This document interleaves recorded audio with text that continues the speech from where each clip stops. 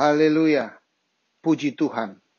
Bersyukur terima kasih kepada Tuhan Yesus Kristus karena hanya oleh kasih kemurahannya kita boleh berada di program Calvary Ministry.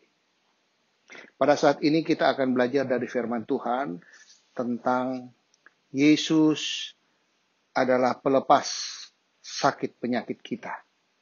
Untuk itu saya ajak kita buka Alkitab kita di dalam Kisah Rasul pasal 10 ayatnya yang ke-38. Saya bacakan. Yaitu tentang Yesus dari Nazaret. Bagaimana Allah mengurapi dia dengan Roh Kudus dan kuat kuasa. Dia yang berjalan berkeliling sambil berbuat baik dan menyembuhkan semua orang yang dikuasai iblis, sebab Allah menyertai dia. Puji Tuhan. Ayat ini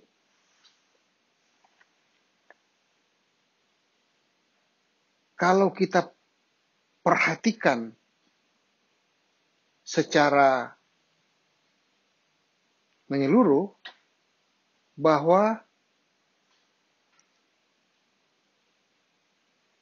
ada kalimat yang sangat penting yang perlu kita soroti, yaitu berkata, dia, yaitu Yesus, menyembuhkan semua orang yang dikuasai iblis. Yesus menyembuhkan semua orang yang dikuasai iblis.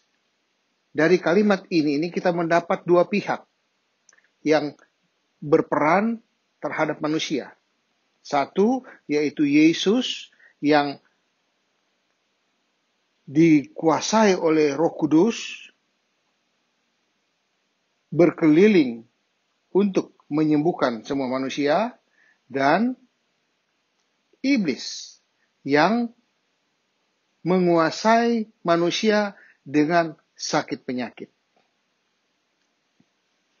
Dan jika kita melihat lebih dalam lagi secara singkat,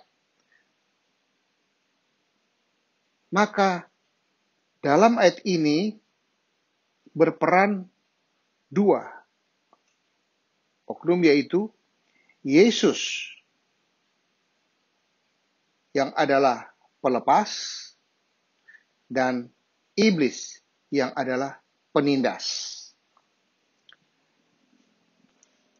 Kalau dilihat dari kalimat yang sangat menonjol dalam ayat ini, yaitu Yesus menyembuhkan semua orang yang dikuasai iblis. Yang dikuasai iblis ini, kata lain di dalam terjemahan yang lain berkata ditindas oleh iblis. Jadi kata dikuasai oleh iblis ini juga punya arti ditindas oleh iblis. Itulah sebabnya iblis adalah penindas.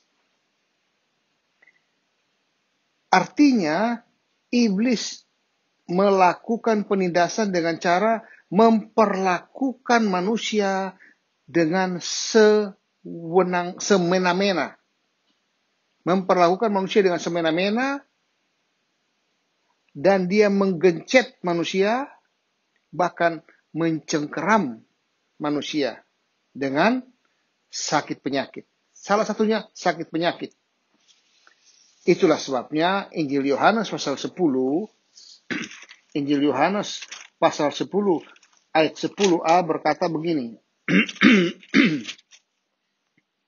10a, pencuri datang hanya untuk mencuri dan membunuh dan membinasakan.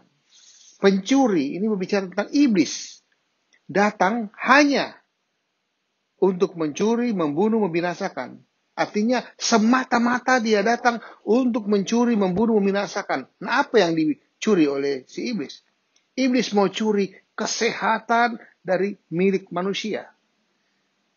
Kesehatan yang ada dia mau curi dari kita.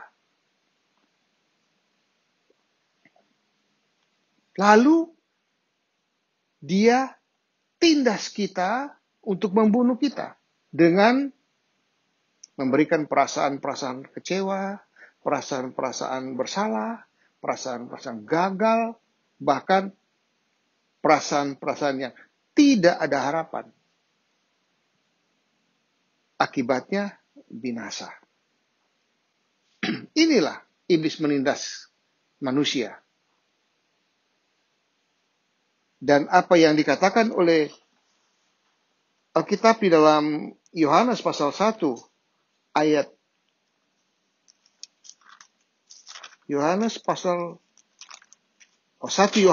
5. 1 Yohanes pasal 5 ayat 19 berkata begini. Kita tahu bahwa kita berasal dari Allah dan seluruh dunia berada di bawah kuasa si iblis. Kita tahu kita berasal dari Allah. Tetapi seluruh dunia, ayat ini katakan, seluruh dunia itu di bawah kuasa si jahat. Yaitu kuasa iblis. Jadi seluruh dunia ini berada di bawah kekuasaan si jahat. Artinya manusia-manusia yang ada di dunia ini sedang dikuasai oleh kuasa si jahat. Maka apa yang dikatakan oleh 2 Korintus pasal 4 berkata, ayat 4 berkata begini. Yaitu orang-orang yang tidak percaya, yang pikirannya telah dibutakan oleh ilah zaman ini, sehingga mereka tidak melihat cahaya Injil tentang kemuliaan Kristus yang adalah gambaran Allah. Karena dunia ini dikuasai oleh iblis, manusia-manusia itu ditindas oleh si iblis. Dikatakan di sini mereka dibutakan oleh ilah zaman ini sehingga mereka tidak dapat melihat cahaya kemuliaan Kristus. Ini keadaan manusia di dalam cengkeraman daripada si iblis. Nah, kalau seseorang ada dalam cengkeraman si iblis dengan sakit penyakit, tidak ada seorang pun yang dapat melepaskan diri dari tangan si iblis. Orang yang dicengkeram iblis dengan sakit penyakit ini hanya dapat dilepaskan oleh satu kekuatan yang lebih besar, bahkan sangat besar, yang mampu melepaskan. Dan siapa? Itulah Tuhan. Tuhan Yesus. Maka di sini dikatakan, Yesus adalah pelepas. Itulah yang kita pelajari pada saat ini. Untuk itu, kita bisa lihat di dalam 1 Yohanes pasal 3 ayat 8b.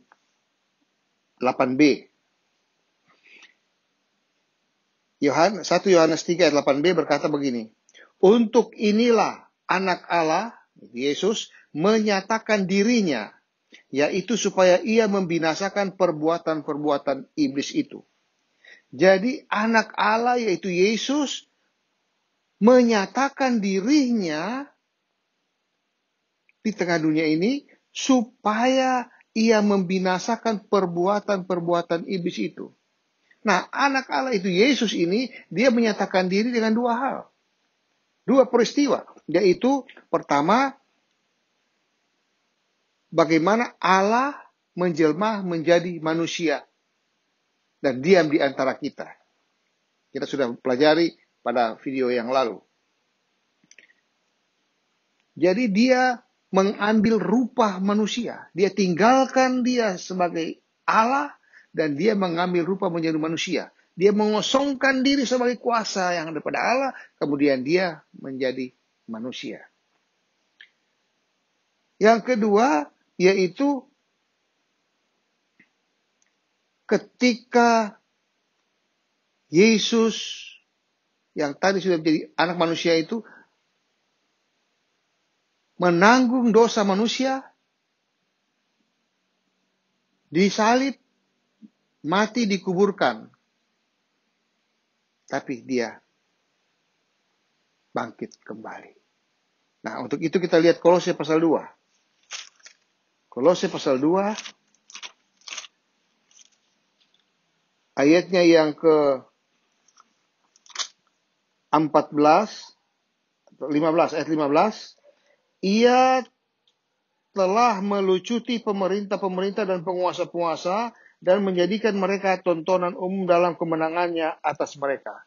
Jadi, di kayu salib, ayat 14 katakan, dengan menghapus surat hutang yang oleh ketentuan hukum mendakwa dan mengancam kita. Dan itu ditiadakannya dengan memakukannya pada kayu salib.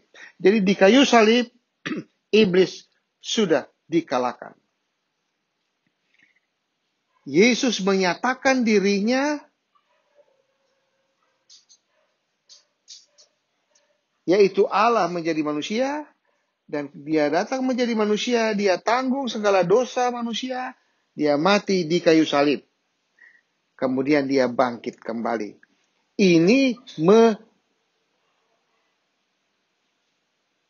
membuat dia, di sini dikatakan, supaya ia membinasakan perbuatan-perbuatan iblis itu.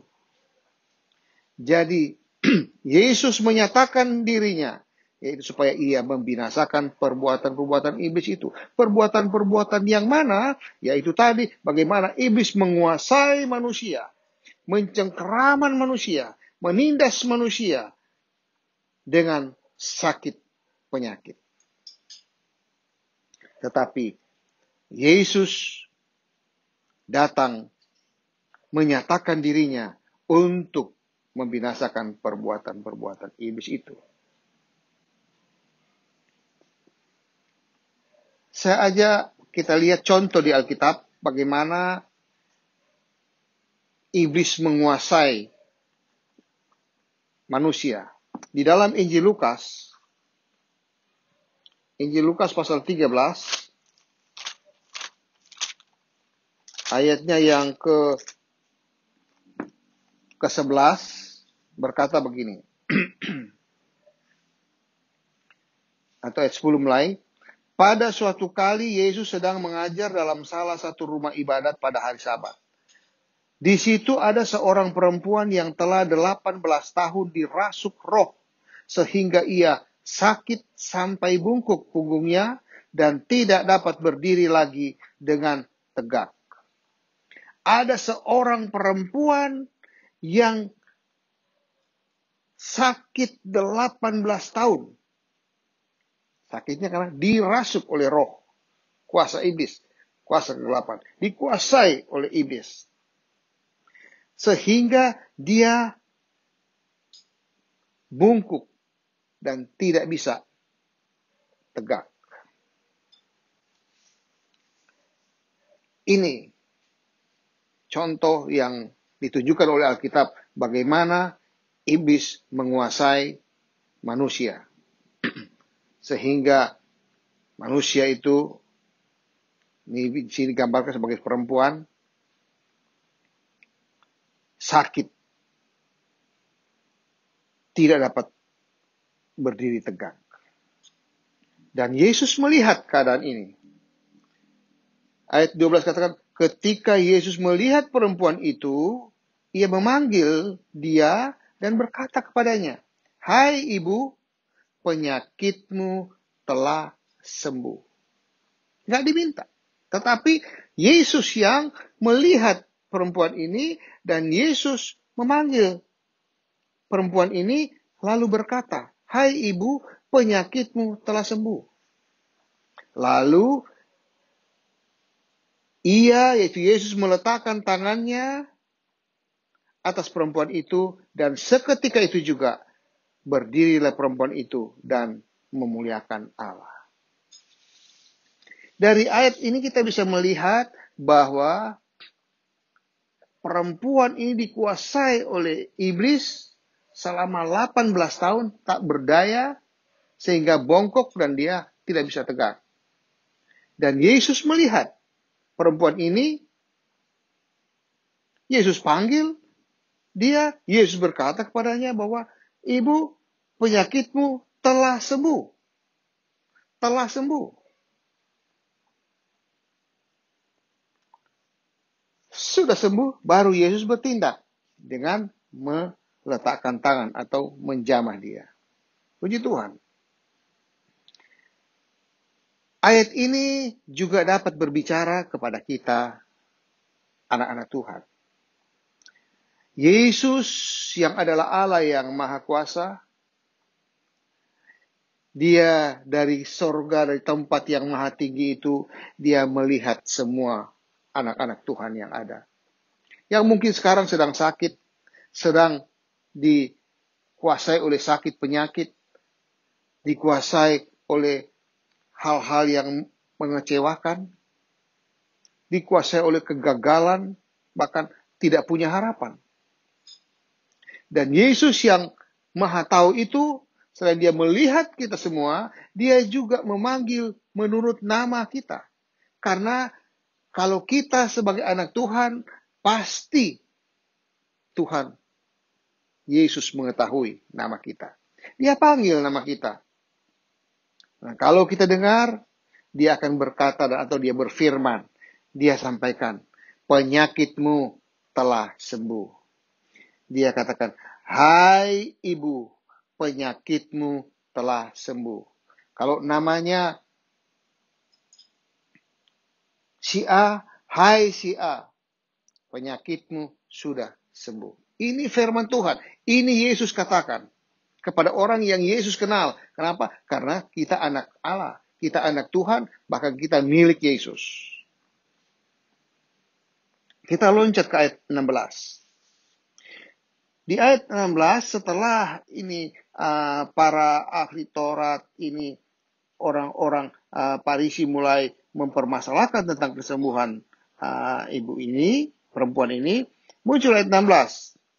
Bukankah perempuan ini yang sudah 18 tahun diikat oleh iblis, tadi dikuasai, diikat oleh iblis, harus dilepaskan. Saya garis bawahi kata harus dilepaskan dari ikatan iblis itu.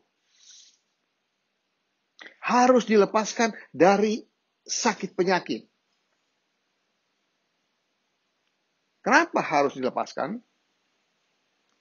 Dikatakan, karena ia, perempuan itu, adalah keturunan Abraham. Jadi karena dia adalah keturunan Abraham, maka dia harus dilepaskan dari sakit penyakit. Artinya kalau keturunan Abraham, dia harus sehat. Itu haknya dia untuk sehat. Tidak boleh ada kuasa iblis yang menguasai dia. Itulah kira-kira pengertian daripada firman Tuhan ini. Karena dia adalah keturunan Abraham. Oh, haleluya. Oleh karena itu, kita melihat bagaimana dengan kita. Di dalam Galatia pasal 3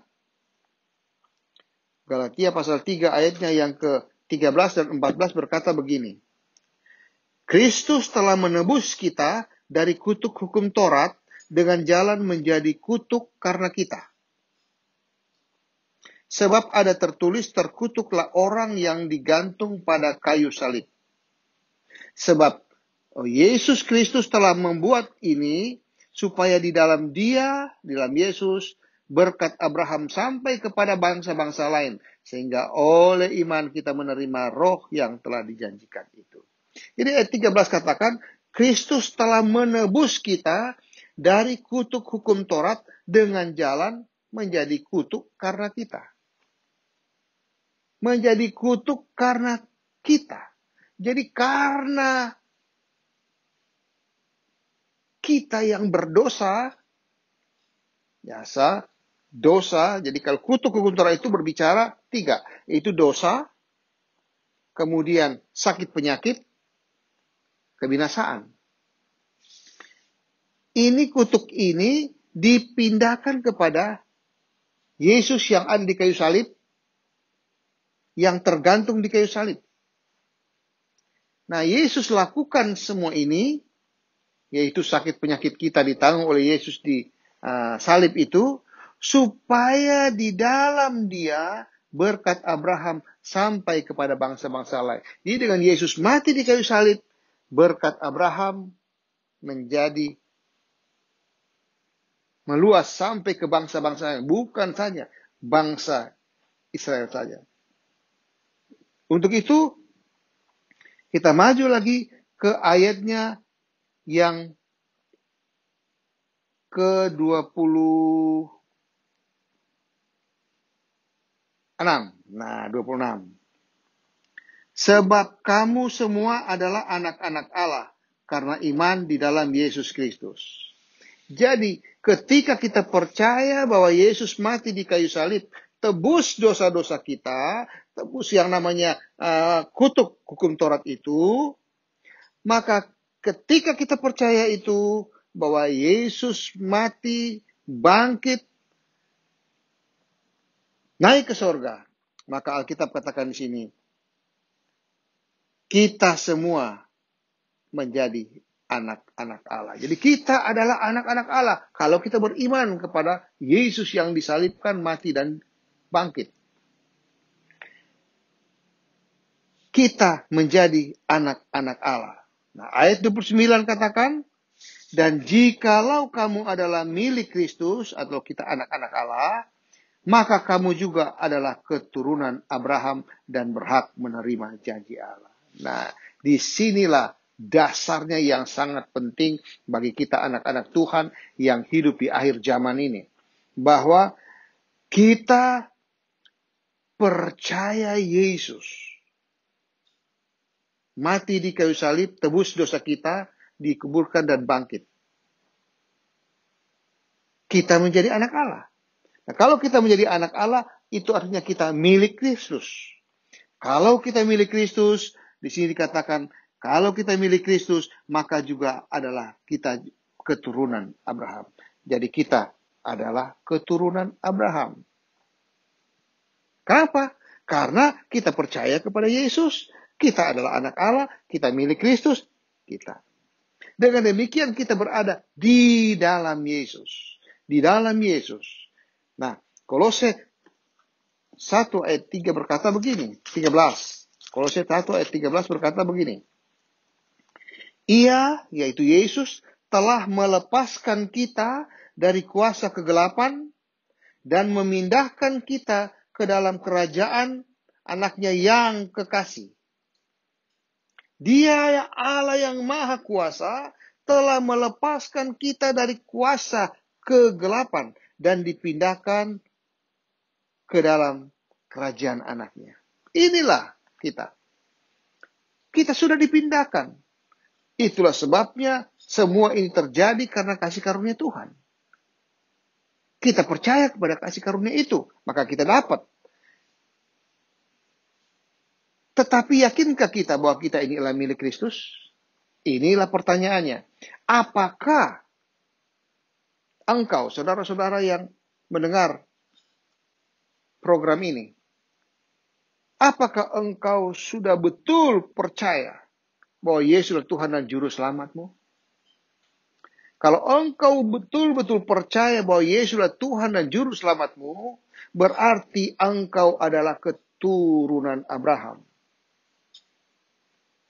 Karena engkau percaya, karena iman yang menjadikan engkau keturunan Abraham. Kalau engkau keturunan Abraham, maka ayat tadi katakan, keturunan Abraham itu,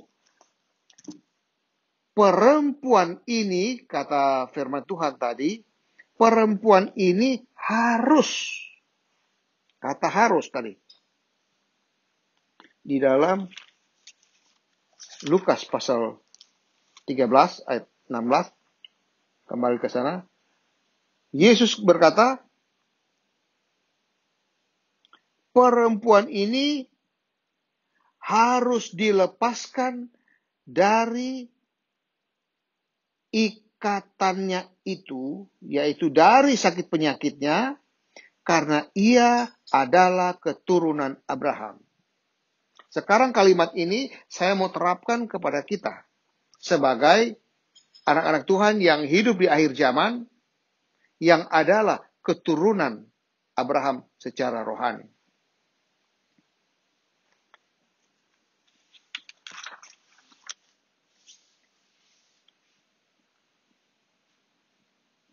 Yesus sang penebus itu berkata kepada kita, anak-anak Tuhan, keturunan Abraham rohani.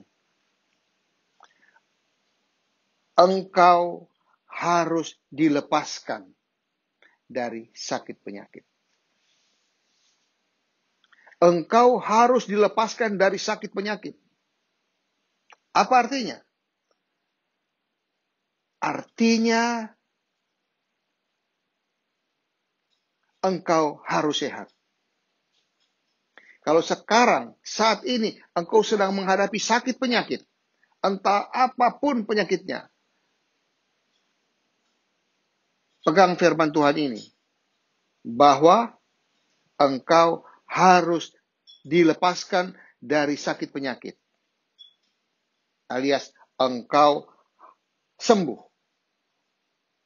Ini firman Tuhan. Yesus berkata, Yesus berfirman, engkau harus dilepaskan dari sakit penyakit. Artinya, engkau harus sembuh. Inilah firman kebenaran. Inilah firman kebenaran. Kita sebagai anak-anak Tuhan yang percaya kepada Yesus, bahwa Yesus mati kalau sudah tebus dosa kita. Yesus sudah mati dan bangkit, dan dia sudah membenarkan kita menjadi orang-orang benar, menjadi milik Yesus. Maka firman Tuhan katakan, engkau harus dilepaskan dari sakit penyakit. Artinya engkau harus sehat. Puji Tuhan. Di dalam Injil Matius pasal 8, Injil Matius pasal 8 ayatnya yang ke-17 berkata begini. Hal itu terjadi supaya genaplah firman yang disampaikan oleh Nabi Yesaya. Itu, dialah, yaitu Yesus, dialah yang memikul kelemahan kita dan menanggung penyakit kita. Dia, Yesus, memikul kelemahan kita dan penyakit kita. Di mana dia pikul? Di kayu salib Kalvari. Kita sekarang ada di Kalvari Ministry. Yang kita sedang memberitakan tentang Yesus di kayu salib Kalvari. Dia yang memikul kelemahan kita dan dia yang menanggung segala penyakit kita. Kata memikul di sini bahasa aslinya berkata bahwa Yesus telah membawa lari, membawa jauh penyakit kita. Dipindahkan jauh penyakit kita. Dari mana? Dari tempatmu yang sekarang ini engkau sakit, engkau ada di rumah sakit mungkin, atau engkau ada di tempat tidur di rumah yang sedang sakit, atau engkau sedang berjalan karena ada sakit penyakit. Ketika engkau percaya kepada firman Tuhan ini, kebenaran ini, bahwa engkau harus dilepaskan dari sakit penyakit karena engkau adalah milik Kristus. Kalau engkau percaya kepada firman Tuhan ini, maka itu akan menjadi kenyataan dalam hidup kita. Kenapa? Karena tadi sudah dikatakan, Yesus telah memikul segala kelemahan kita dan menanggung segala penyakit kita di kayu salib Kalvari. Dan Petrus katakan, oleh bilur-bilurnya, oleh bilur-bilur Yesus di kayu salib, kamu telah sembuh. Kamu telah sembuh. Jadi dari ayat ini, dasar kita yakin dalam hati kita bahwa saya sudah sembuh. Kenapa kau bilang saya sudah sembuh? Nanti orang bilang, itu kan cuma perasaan. Bukan. Harus yakin di dalam hati kita bahwa firman Tuhan yang sudah kita dengar tadi, itu menjamin kita bahwa engkau harus dilepaskan dari sakit penyakit karena engkau adalah milik Yesus. Itu dasarnya. Kenapa? Karena Yesus sudah tanggung segala penyakit kita di kayu salib Kalvari. Dan oleh bilur-bilur Yesus, segala penyakit kita sudah disembuhkan. Dan kalau firman Tuhan yang engkau sampaikan saat ini, engkau ketahui dan engkau yakini, Alkitab katakan di dalam Injil Yohanes pasal 8 Injil Yohanes pasal 8 berkata begini, ayatnya yang ke-32. Dan kamu akan mengetahui kebenaran. Kamu akan mengetahui kebenaran. Tadinya belum tahu, akan mengetahui. Sekarang sudah dengar firman Tuhan ini, engkau sudah mengetahui firman Tuhan itu. Bahwa firman Tuhan katakan, engkau harus dilepaskan dari sakit penyakit, alias engkau harus sembuh karena engkau milik Yesus. Engkau anak Tuhan. Engkau keturunan Abraham. Engkau percaya kepada Yesus yang mati di salib dan kuburkan lalu bangkit. Kamu akan mengetahui kebenarannya dan kebenaran itu akan memerdekakan kamu. Memerdekakan akan melepaskan kamu. Kebenaran itu akan memerdekakan kamu. Siapakah kebenaran kita? Kebenaran kita itulah Yesus. Alkitab katakan bahwa dia penuh dengan kasih karunia dan kebenaran. Itulah Yesus. Yohanes 1 ayat 14 katakan, Yesus itulah Allah yang menjelma menjadi manusia. Dan dia diam di antara kita. Dia penuh kasih karunia yang mau mengaruniakan kepada kita segala yang kita butuhkan. Dan dia penuh kebenaran. Itulah kebenaran. Nah, kalau kita mengenal kebenaran itu yang adalah firman Allah saat ini, maka kamu akan merdeka. Kamu akan dilepaskan. Kamu akan terlepas dari sakit penyakit. Oleh sebab itu, apabila engkau percaya, imani firman Tuhan ini. Bagaimana caranya? Baca firman Tuhan, apal firman Tuhan, taruh dalam hati. Kemudian setiap saat engkau ucapkan firman Tuhan ini, katakan, saya sudah sembuh. Karena saya ini adalah milik Yesus. Saya dimerdekakan oleh kebenaran. Kalau ini engkau perkatakan dan engkau laksanakan setiap hari, engkau akan, dia pasti terlepas. Karena Yesus adalah pelepas penyakit kita. Yesus pelepas semua penyakit kita. Di dalam tadi dikatakan bahwa Yesus menyembuhkan semua orang yang dikuasai oleh iblis. Iblis mau menguasai kita dengan sakit penyakit, dengan segala macam ancaman, mau dengan pandemi Corona 19 atau apa saja yang datang kepada kita, mau menguasai kita oleh tangan si iblis. Yesus menjamin ini adalah firman Tuhan yang benar, bahwa Yesus menyembuhkan sakit penyakit kita, bahwa kita harus disembuhkan karena kita anak Tuhan. Inilah yang dikatakan hak anak Tuhan. Kenapa? Karena Tuhan sudah kerjakan dan kita percaya kepada apa yang dikaryakan oleh Tuhan itu. Terpujilah nama Tuhan. Sekali Yesus, tetap Yesus. Saudara-saudara yang dikasihi Tuhan, setelah saudara mendengar dan mengikuti pelajaran firman Tuhan melalui video ini, lalu saudara-saudara mempunyai pertanyaan-pertanyaan yang perlu disampaikan berkaitan dengan topik yang baru saja didengar, maka pertanyaan-pertanyaan saudara tersebut dapat disampaikan melalui kolom komen yang ada di bagian bawah YouTube ini. Tuhan Yesus memberkati. Sekali Yesus, tetap Yesus.